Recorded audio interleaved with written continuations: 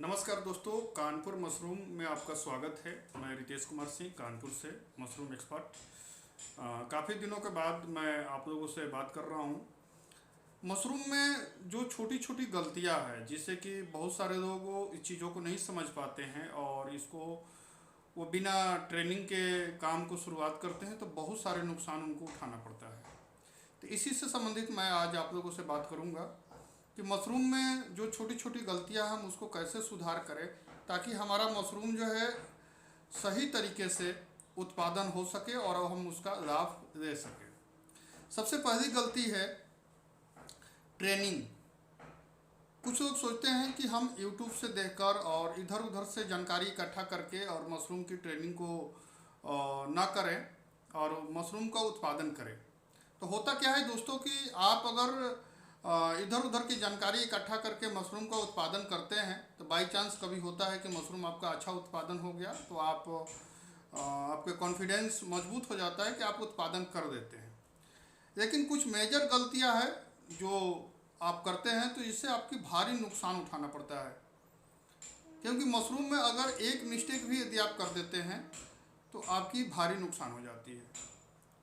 तो आपके नज़दीक में जो इंस्टीट्यूट है, मशरूम के इंस्टीट्यूट है और सर्टिफाइड इंस्टीट्यूट जो है, आप वहाँ से ट्रेनिंग लीजिए।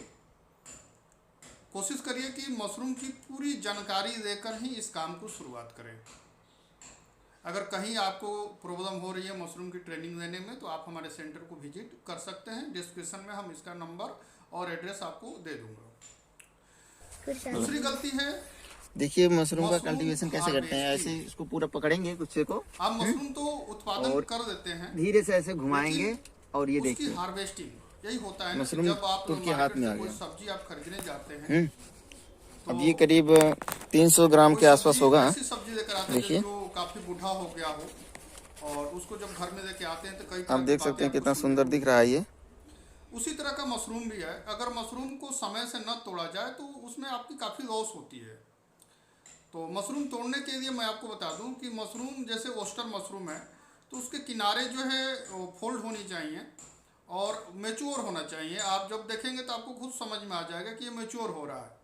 इस लालच में आप मत रहिए कि मशरूम ये और आगे बढ़ेगा और बड़ा होगा तब हम इसको तोड़ें।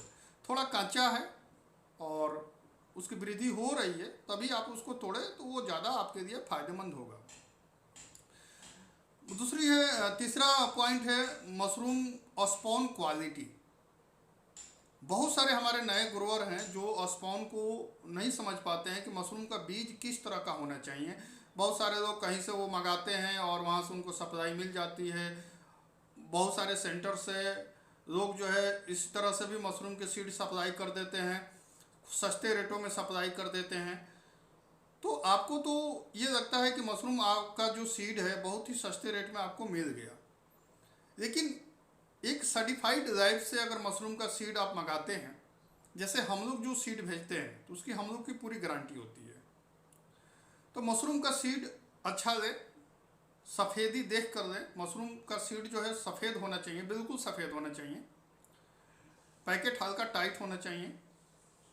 तो आप इन सारी चीज़ों को देखकर ही मशरूम का सीड आप लें तो आपका उत्पादन होगा, क्योंकि मशरूम का सीड अगर आप गलत लेते हैं तो आपका पूरा का पूरा मेहनत आपका बेकार हो जाएगा और जितना भी आप पीछे वर्क किए हैं भूसे को स्टराइज करने में तो सबका सब जो है आपका मेहनत पूरा का पूरा बेकार हो जाएगा। चौथा पॉइंट है मशरूम हाउस, यानी कि मशरूम का कमरा हम कैसे तैयार करें। जहाँ भी आप मशरूम के कमरा तैयार करते हैं, चाहे कच्चा हो, पक्का हो, झोपड़ी हो, तो उसमें प्रॉपर देखें कि उसमें प्रॉपर एयर सप्लाई होना चाहिए। एयर सप्लाई के लिए उसमें हम दरवाजे के ठीक अपोजिट साइड में खिड़की की व्यवस्था होनी चाहिए। उसमें बोरी वगैरह लटका सके पानी से भिगोकर, ऐसी कोई व्यवस्था होनी चाहिए। मशरूम हाउस का डिज़ाइन ऐसा होना चाहिए कि उसमें टेम्परेचर 20 डिग्री से लेकर 30 डिग्री तक जो है बना रहे। उसमें आप प्रॉपर उसको टेम्परेचर को मेंटेन कर सके, ऐसी व्यवस्था होनी चाहिए। उसकी छत या छज्जा जो ऐसी होनी चाहिए जो ज़्यादा गर्म ना हो, मशरूम कक्ष ज़्यादा गर्म ना हो, ज़्यादा हीट ना हो। इस पर आप ध्यान देंगे तो आपकी मशरूम जो है बहुत ही बेहतरीन उत्पादन होगा। तीसरा पॉइंट है ओवर कॉन्फिडेंस। बहुत सारे कैंडिडेट को एक बार वो कहीं ना कहीं से इधर उधर से वो देखकर मशरूम उत्पादन कर देते हैं तो उनका ओवर कॉन्फिडेंस हो जाता है। दोस्तों मैं बता दूं कि कंडीशन हमारे देश का हर 4 साल में हर 4 महीने में जो है तापमान बदल जाता है। अगर आपने बरसात में मशरूम का उत्पादन किया है तो आप ये मत सोचिए कि ठंडियों में मशरूम को हम उसी तरीके से करेंगे तो उत्पादन हो जाएगा, गर्मियों में हम उसी तरीके से करेंगे तो उत्पादन हो जाएगा। नहीं, सिचुएशन और टेम्परेचर मशरूम के लिए मेंटेन करना बहुत ज़रूरी होता है।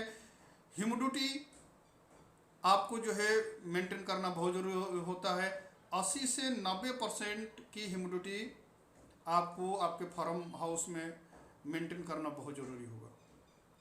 और ख़ासकर जो ट्रेनिंग में आपको जो ट्रिक बताई जाती है, जो एक एक चीज़ों को बताई जाती है, अगर उसको बारीकियों से ध्यान देते हुए अपना मशरूम कक्ष में ट्रेनिंग में बताए हुए नियमों को यदि आप यूज करते हैं तो आप मशरूम में एक सफल मशरूम मैन बन सकते हैं। और इसकी जागरूकता फैलाने के लिए आपके अंदर गट्स होना चाहिए। आज के डेट में तो बहुत सारे दोस्तों माध्यम हैं, सोशल मीडिया है, पंपलेट के माध्यम से मार्केट में जाकर लोगों को फ्री में मशरूम का पैकेट आप खिला सकते हैं। इससे आप जागरूकता बढ़ाएंगे तो आपके लिए ही फायदेमंद होगा, क्योंकि आपका ही फ्रेश मशरूम ज़्यादा से ज़्यादा सेल होगा। दोस्तों ये 5 पॉइंट मैंने कोट किया है इस वीडियो में। अगर इस 5 पॉइंट पे यदि आप ध्यान देते हैं तो आप मशरूम में जो है एक सफल मशरूम मैन बन सकते हैं।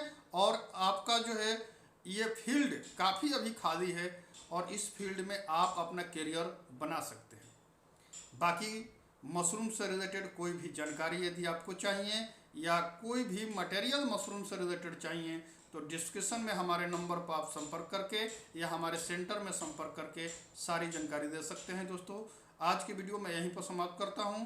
नमस्कार दोस्तों, थैंक यू।